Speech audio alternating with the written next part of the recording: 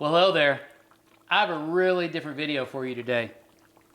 Come on over here. Come take a look at this. Doesn't that look delicious? This, my friends, is burgoo. It's tasty, it's hearty, and super healthy. This is one of the most iconic foods of Kentucky. And in this video, not only am I going to tell you how to make it, I'm going to tell you a little bit about its history as well. So I hope you find that interesting. Today we're learning about burgoo. Let's get started.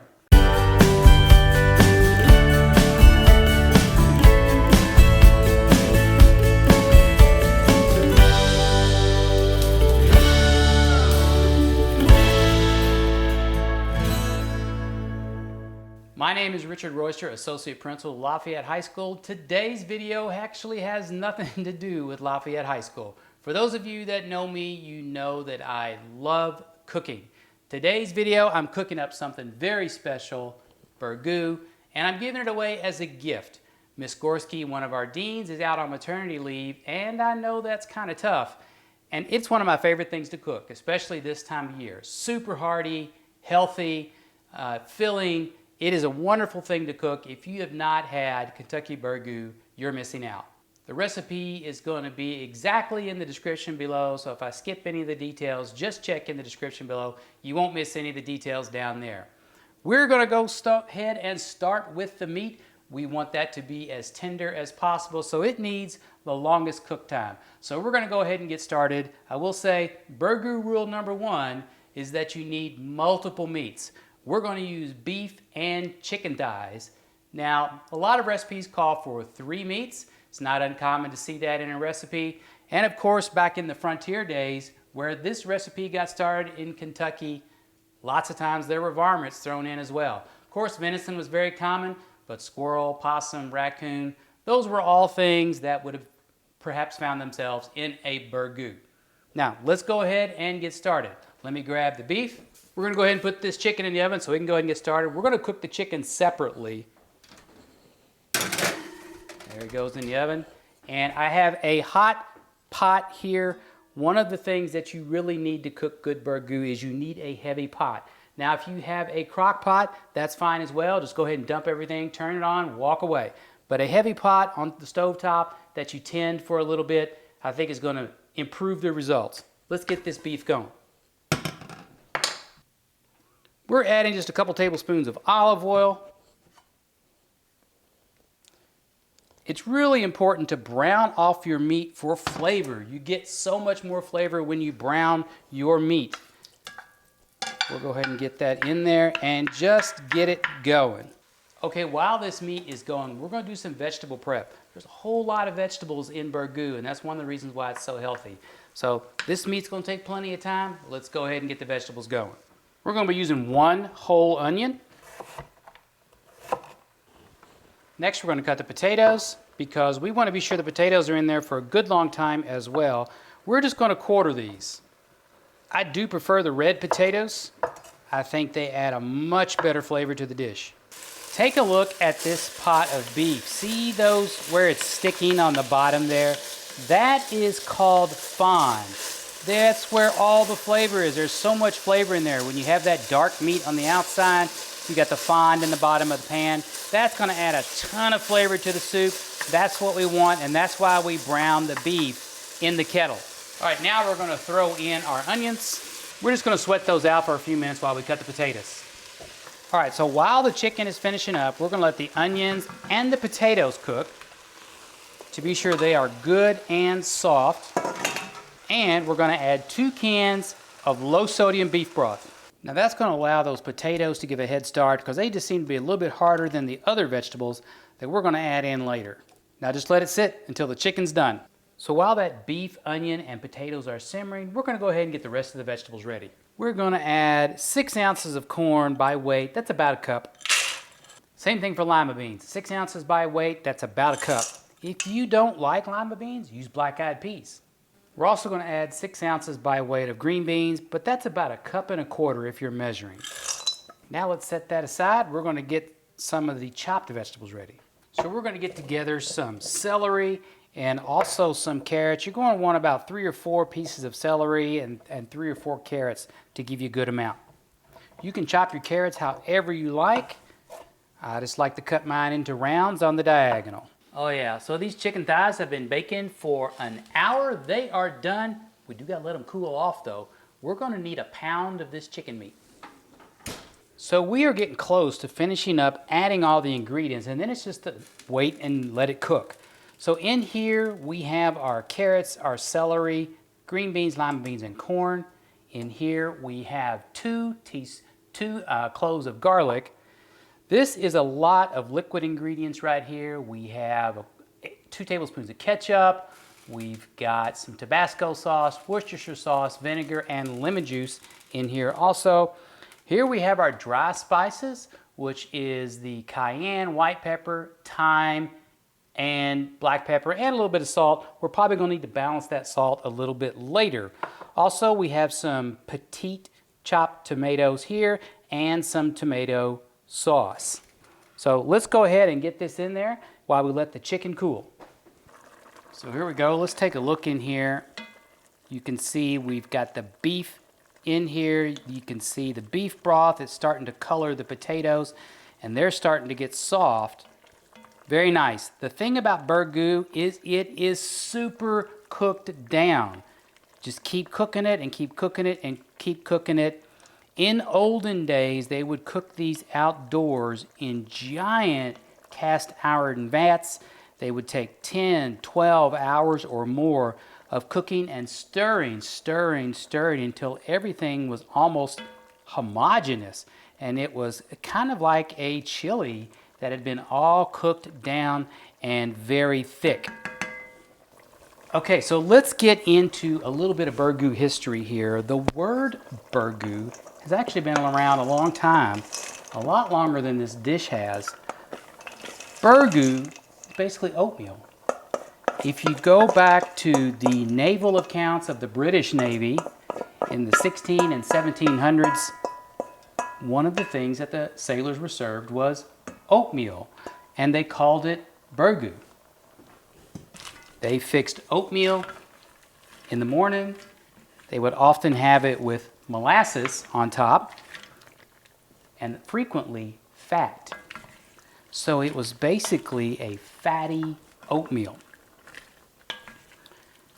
And if you'll look at some of the recipes of burgoo today, they'll have a grain in them of some kind. Maybe barley, maybe oatmeal, or some kind of thickener.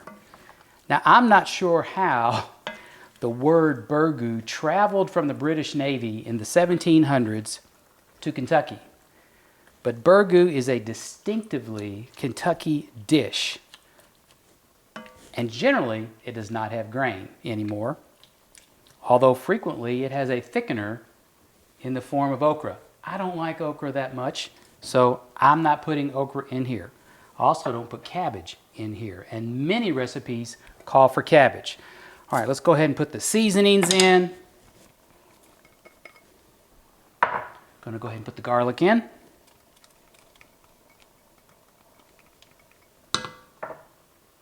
Some of the liquid seasonings.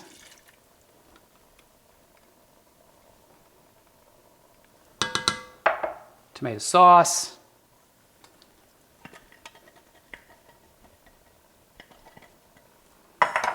And petite chopped tomatoes.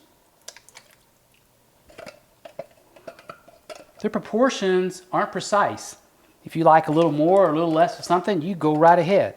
So in that sense, burgoo is a lot like, say, the Louisiana version of gumbo or the Texas version of chili. You make it kind of how you like. There is a basic commonality to all of these dishes. They are very meaty, very hearty. They cook down a lot, and they're spicy. So by the time this is done, with the cayenne pepper that's in here and the white pepper and the Tabasco sauce, it will have a small kick to it. Some recipes call for jalapenos. All right, so we have everybody in the pool except for the chicken. So we're just going to let that chicken thoroughly cool. We will peel it off the bone and pull it apart like pulled chicken.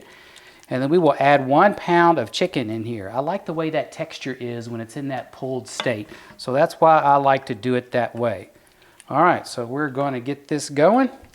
We're going to keep cooking and we will check back.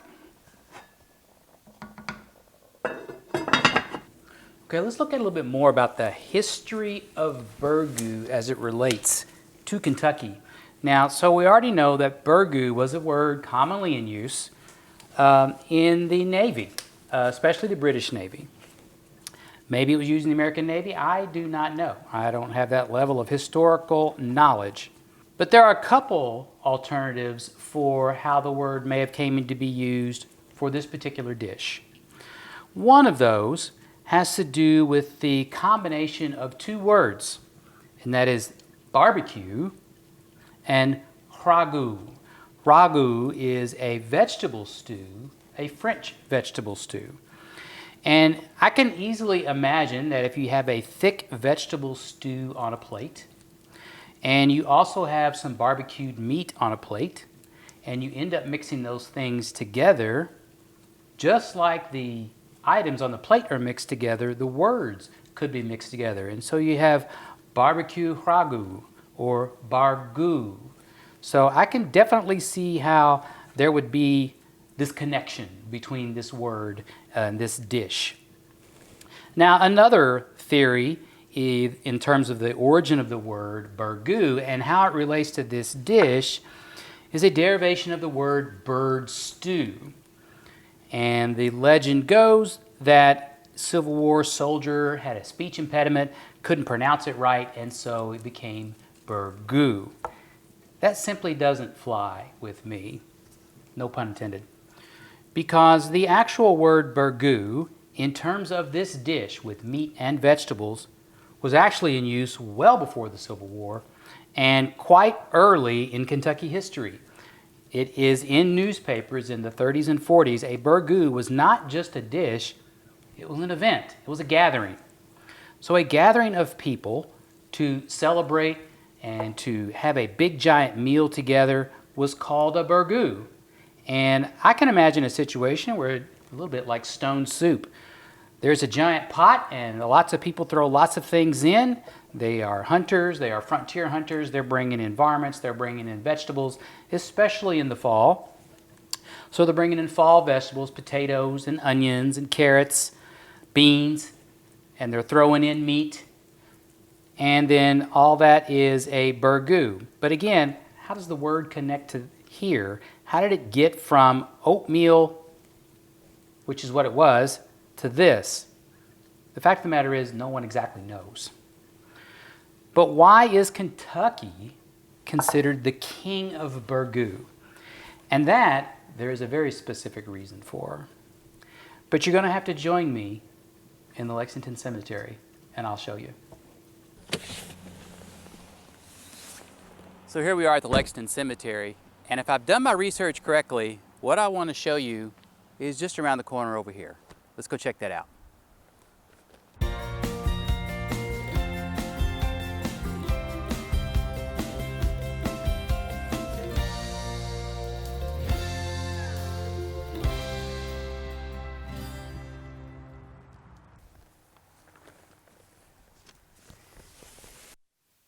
Well, that was actually super easy to find. Here he is, Gus Joubert. If you look in the research literature, you will see that he is the father of Kentucky burgoo, the first burgoo master. A lot of times you'll see him referred to as the Frenchman, probably because of his name.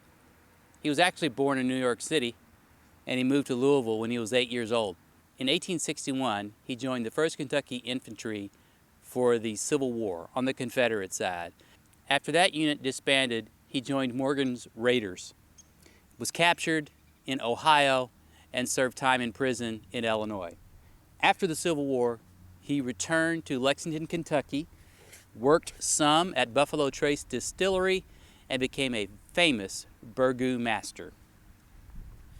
That's who Gus Joubert was. Some people at the time called him Jawbert, so not especially French. I have from here a snippet from a news article that appeared in 1914. And it says, "Here is the genuine Burgoo recipe as given to the writer by Gus Joubert himself. The kind of Burgoo I make, the kind that has been drunk all over Kentucky, Indiana, and Ohio, is made of vegetables and meat alone. If you want to make, say, a gallon of Burgoo, take a gallon of water and put a whole chicken and beef shank, cut it up into small pieces. Keep this cooking until the meat is well done. Then put in 4 ears of green corn, cut off the cob, half a dozen tomatoes, a dozen potatoes, and 3 onions, all cut up very fine. This mixture must be stirred continuously to prevent scorching, and water must be added from time to time, as is necessary. It takes from 2 to 3 hours to cook Burgoo properly, and when you take it off the stove, it should be light brown in color and very thick." And that's very similar to the Burgoo we have today. A few more vegetables added, and he doesn't tell you what spices he used. And you'll also hear the reference to "it is drunk." At the time, it was so finely made and stirred so much and everything fell apart so much that it wasn't served with utensils. It was served in a cup, and you drank it. He was famous all over Kentucky. He would travel around doing these giant burgoos, which is not only the soup, but also an event, at political rallies, at horse sales. He did hundreds of them in his life. The biggest one was in 1895 in Louisville, Kentucky. It was a reunion of Civil War veterans, both North and South. And here's what it says about that. Joubert fed over 200,000 persons, and more than 30,000 gallons of Burgoo were drunk by the veterans. There were 30,000 gallons of Burgoo simmering in huge kettles, each kettle having a capacity of 3,500 gallons. He had 500 African Americans working with him to cook and barbecue and serve 200,000 people. And he said, "I may be 76 years old, but I can still make the best Burgoo in America. And when I get too old to make Burgoo, I reckon I'll be about ready to cash in my last poker chip." Well, Joubert cashed in his last poker chip in 1920 at the age of 82. That is the story of Gus Joubert and Kentucky Burgoo and how it became famous. All right, so there you have it. That is the history of Burgoo. And now, just in time for the finishing touches, let's check it out. Oh, look at that. So this is how you tell it's done. There's a couple things you need to look for. One, will the spoon stand up in the dish? That means you know that it is thick enough. And also, one thing I look for, can you smash the beef with a spoon? Is it that tender? You can look and see how everything is just kind of falling apart, and the beef is the last thing to go. But if you just push on it with a spoon, it will fall apart. So that's how you know this Burgoo's done. Let's test it out. So here we are, the finishing bowl of Burgoo. Got to test that salt level before I deliver this to Miss Claire.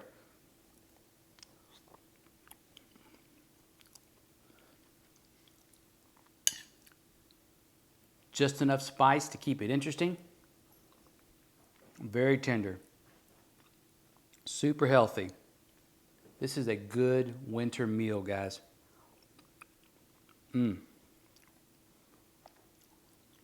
Hope you'll try this out. Now we're going to take some to Claire. Here we are, making the delivery. Oh, what a good dog. Hi. This isn't... Oh, he's so... Come on. Cody, so come here. He's so pretty. All right, guys. Well, so that is it. I've made the Burgoo, told you a little bit about the history, delivered it to Miss Gorski. I even got to see little Drake. He is adorable. Wish I could have shown you, but he's in there quietly napping. Hey, guys, take a look at the recipe down below. If you have a burgoo recipe, if you've made burgoo, if you've had burgoo and it's different in any way, put that in the comments down below. I would really like to see that and get your tips and ideas about making burgoo as well. Guys, I will see you in the next video. Have a good one. Thanks for tuning in. I really appreciate your support. If you've made it this far, go ahead and hit the subscribe button and support the channel. Share and like this video. Also, check out this video right over here. I picked it out. I think you were going to like it. There's a mystery video picked out by YouTube right down here. Check it out as well. Thanks so much for tuning in, guys. I will see you in the next video.